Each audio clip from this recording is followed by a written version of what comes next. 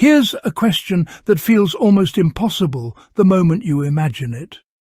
Could you sleep through a medieval winter night, with temperatures plunging far below freezing, wind rattling against thatched roofs, and snow piling so high it buries doors and windows?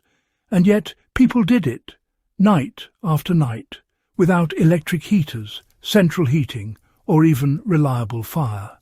And the paradox is chilling. They survived long, dark nights that would leave modern humans shivering, frostbitten, or awake in terror. Imagine lying down under layers of furs and straw, your breath fogging in the cold air, listening to the distant howl of wolves, and still drifting into sleep, not occasionally but consistently. And as we explore this question, we'll uncover the forgotten knowledge, ingenious practices and human adaptations that made it possible, revealing a lost art of endurance that modern comfort has made us almost incapable of understanding. To understand medieval sleep, you need to understand the harsh winters people faced, because northern Europe and mountainous regions endured nights lasting 15 hours, temperatures well below zero, and houses built from timber, wattle and daub, or stone that offered minimal insulation. And yet families slept, often huddled in the same rooms as animals, on straw mattresses, with thick layers of wool and fur.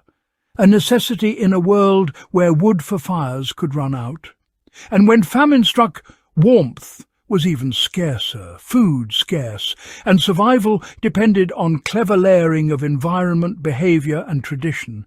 And over centuries, these techniques, how to preserve heat, regulate moisture, position beds, share space, became tacit knowledge, passed orally from parent to child, not written in manuals, which is why we now underestimate how deliberate and effective their nightly routines were in protecting lives against extreme cold. Now, here's where the ingenuity of medieval sleepers comes alive, because sleeping through cold nights wasn't about luck, it was about systems. And imagine this step by step. First, the bed itself, often a sunken frame or box bed enclosed on 3 sides to trap body heat, layered with dry straw, reeds or wool, which insulated and absorbed moisture. Second, clothing never removed, dry layers arranged strategically, with wool closest to skin, fur on top, sometimes even socks worn in bed to keep extremities from freezing. Third, body heat sharing, families or servants huddled together, animals nearby contributing warmth and humidity regulation. Fourth, breathing techniques and small rituals, like covering the head with cloth or tucking under layers in a way that preserved oxygen flow without losing heat.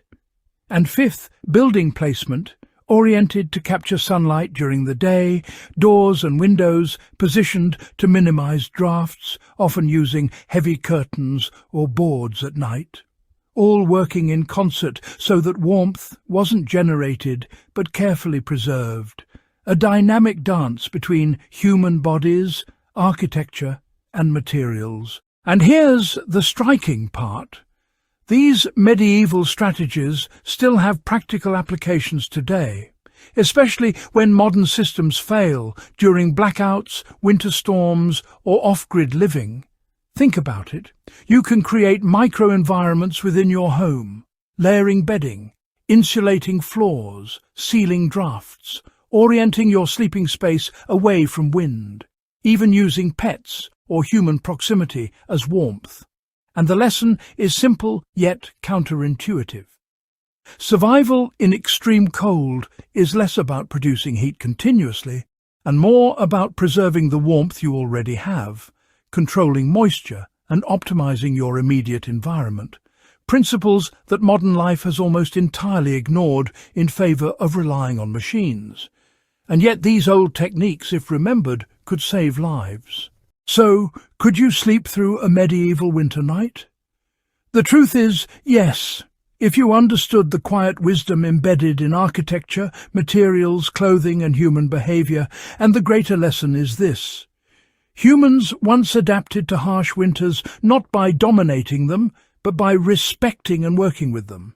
And as climate extremes rise and energy becomes less reliable, this forgotten knowledge reminds us that resilience comes from ingenuity, observation and discipline, not just technology.